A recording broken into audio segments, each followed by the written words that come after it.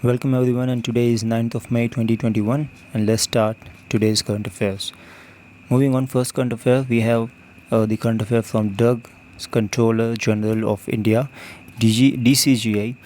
इन्होंने जो है क्या करा है कि इमरजेंसी यूज़ के लिए एक ड्रग को रिलीज़ करा है, एक ड्रग को जो है अप्रूवल करी है. जिस ड्रग का जो नाम है वो है 2-डीऑक्सी डी ग्लूकोज. सो 2DG नाम से ये ड्रग है. तो अब जान लेते हैं कि DCGI जो drug controller general of India है उसके बारे में थोड़ी जानकारी. तो जो करंट DCGI है इंडिया के वो हैं VJ सोमानी. जो कॉन्स्टिट्यूशनल इंस्ट्रूमेंट है जहाँ से इस पोजीशन को, जहाँ से इस पोस्ट को पावर मिलती है, वो है ड्रग्स एंड कॉस्मेटिक एक्ट्स 1940. और ये जिस मिनिस्ट्री के अंदर आता है वो है हेल्थ एंड फैमिली वेलफेयर. इसके अलावा जो drug controller general of India है वो एक पोस्ट है जो हेड जो पोस्ट है वो हेड करता है. मतलब वो जो पोस्ट है वो एक डिपार्टमेंट की हेड पोस्ट है. वो जो डिपार्टमेंट है उसका नाम है central drugs standard control organisation, जिसका कि मुख्यालय न्यू दिल्ली के अंदर है.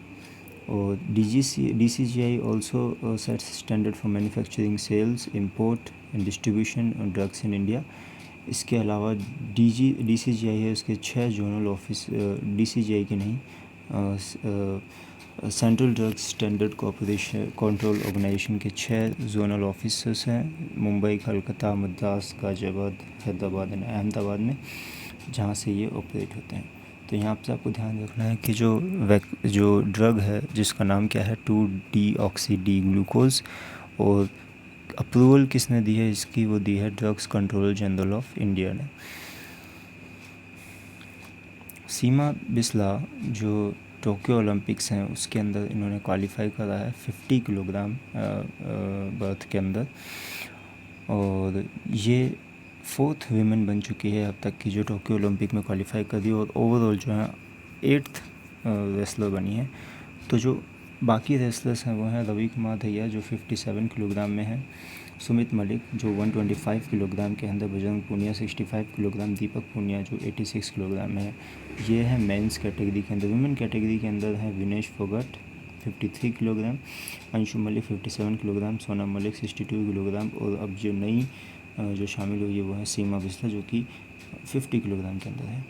टोक्यो ओलंपिक्स 2020 के बारे में थोड़ी जानकारी देख लेते हैं कि टोक्यो ओलंपिक 2020 जो है पोस्टपोन हुए हैं कोरोना वायरस के चलते. और 124 साल के अंदर ये पहली बार हिस्ट्री में हुआ है कि जब कोरोना वायरस के जब टोक्यो ओलंपिक जो हैं वो पोस्टपोन हुए या कैंसिल हुए हैं. और टोक्यो जो है एक सिटी है जापान की, वहाँ पर ये ओलंपिक होने वाले थे. तो जापान ने जो है काफ़ी ह्यूज इन्वेस्टमेंट $12 बिलियन का किया था, but that is of no use right now because of this coronavirus situation. Third current affair of the day is regarding the Urdu critic, writer and poet Professor Shamim Hanfi, जिनका कि जो है निधन हो गया है कोरोना वायरस के चलते. और जिस यूनिवर्सिटी के साथ ये एसोसिएटेड थे उस यूनिवर्सिटी का नाम है जामिया मिलिया इस्लामिया. और इनके जो सारे लिटरेरी वर्क्स हैं उनमें सबसे इम्पोर्टेंट जो है वो है कि अबुल कलाम आज़ाद की एक बुक है इंडिया विंस फ्रीडम, उसको जो है इन्होंने ट्रांसलेट करा है. अबुल कलाम आज़ाद, और यहाँ पर आपको ध्यान रखना है कि this is Abul Kalam Azad, not Abdul Kalam Azad. India means freedom is an account of partition from Maulana Azad perspective and his personal experiences, as well as it is written in autobiographical narrative. तो इंडिया विंस फ्रीडम अगर question आ भी सकता है कि who is the writer of India wins freedom, तो उसका जो जवाब होगा वो होगा अबुल कलाम आज़ाद. मिनिस्ट्री ऑफ आयुष ने 2 ड्रग्स जो हैं कोरोना वायरस के इन्फेक्शन को रोकने के लिए या फिर कोरोना वायरस के इलाज के लिए जो है 2 ड्रग्स को मंजूरी दी है. पहला जो ड्रग है वो है आयुष 64 जो कि एक आयुर्वेदिक ड्रग है, और जो दूसरा ड्रग है उसका नाम है कावासुदा कुडीनीर जो कि एक सिद्धा ड्रग है. ना सिद्धा जो ड्रग है वो सिद्धा मेडिसिन के अंदर आता है जो कि ट्रेडिशनल मेडिसिन है, और इसका जो ओरिजिन है वो साउथ इंडिया से है. और सिद्धा मेडिसिन को इंडियन मेडिकल एसोसिएशन ने जो है फेक का दर्जा दिया हुआ है, and this because there is no scientific proof behind the medicine or the therapies that is practiced in the Siddha medicine. But the important thing that you should be aware about is regarding this drug name Kabasuda Kudinir, which is a Siddha drug, and Ayush 64, which is an Ayurvedic drug. And who has launched these drugs? Our Ministry of Ayush. DRDO has developed an artificial intelligence algorithm to detect the presence of COVID-19 disease in X-ray chest.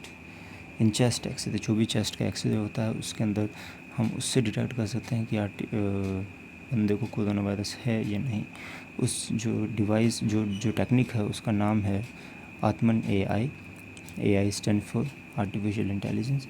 और जो DRDO की artificial intelligence robotic arm है, उन्होंने 5C network और SCG academics के collaboration से जो है इस टेक्निक को ईजाद करा है.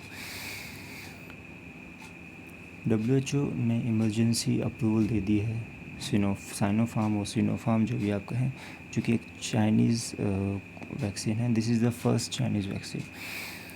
इसके अलावा WHO ने जो है बाकी कई वैक्सीन्स हैं, जो कि Pfizer, BioNTech, AstraZeneca, Johnson and Johnson और लास्ट में जो है मॉडर्ना, इन सभी को जो है WHO ने मान्यता दी है, अलाउ करा है for the emergency use.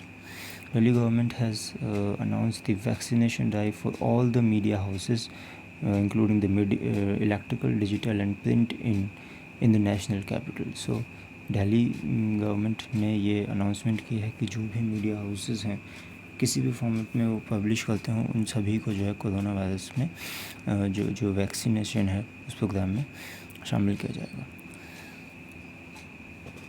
ई-संजीवनी OPD एक नया प्लेटफॉर्म है जिसे लॉन्च किया गया है बाय द डिफेंस मिनिस्ट्री, जिसे डेवलप करा है CDAC ने, डेवलपमेंट फॉर एडवांस कंप्यूटिंग.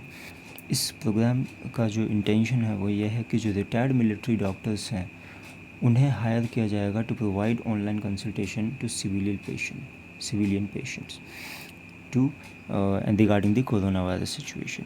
तो ई-संजीवनी OPD प्लेटफॉर्म है जिसे CDAC ने बनाया है. और डिफेंस मिनिस्ट्री टेलीमेडिसिन एक तरीके से टेलीमेडिसिन प्लेटफॉर्म है, जहाँ पर जो है रिटायर्ड मिलिट्री डॉक्टर्स होंगे वो ऑनलाइन कंसल्टेशन देंगे जो भी सिविलियन पेशेंट्स हैं उन्हें. CBSE ने एक नया एप्लीकेशन लॉन्च करा है जिसका नाम है CBSE दोस्त फॉर लाइफ. इस एप्लीकेशन के अंदर काउंसलिंग सेशन जो हैं वो ऑर्गेनाइज़ किए जाएंगे. लाइव काउंसलिंग सेशन होंगे, फ्री ऑफ कॉस्ट होगा, जो कि लाइव काउंसलिंग सेशन होंगे मंडे, वेडनेसडे एंड फ्राइडे को. इसके अलावा जो इंटेंशन है CBSE के पीछे इसको लॉन्च करने का वो है कि psycho social wellness of students and parents उसको इम्प्रूव करना. Because during this corona virus situation, students are cut off from the schools, even parents are cut off. Parents are worried about the studies and about the mental health of the children, and that's why they have launched this application. Dr. Raman Meenakshi Sundaram has been appointed as the director of ICAR, India Institute of Rice Research, जो कि headquartered है हैदराबाद के अंदर. इससे पहले जो सुंदरम की जो वर्क प्रोफाइल थी वो थी scientist in crop improvement section of ICAR IIRR, जो कि राइस इंस्टीट्यूट के अंदर उन्होंने सर्व कराया फॉर 23 ईयर्स. तो अभी हमें ध्यान ये रखना है कि डॉक्टर रमन मीनाक्षी सुंदरम इन्हें एज ए डायरेक्टर अपॉइंट किया गया है Indian institute of rice research का, जिसका कि हेडक्वार्टर है हैदराबाद के अंदर. So I think that's all for the day, and if you like the initiative, kindly like this video, subscribe to our channel, and the Telegram link of for more current affairs is being given in the description. Do join that group, and whatever your views, please mention them in the comments. So that's all for the day. Thank you so much.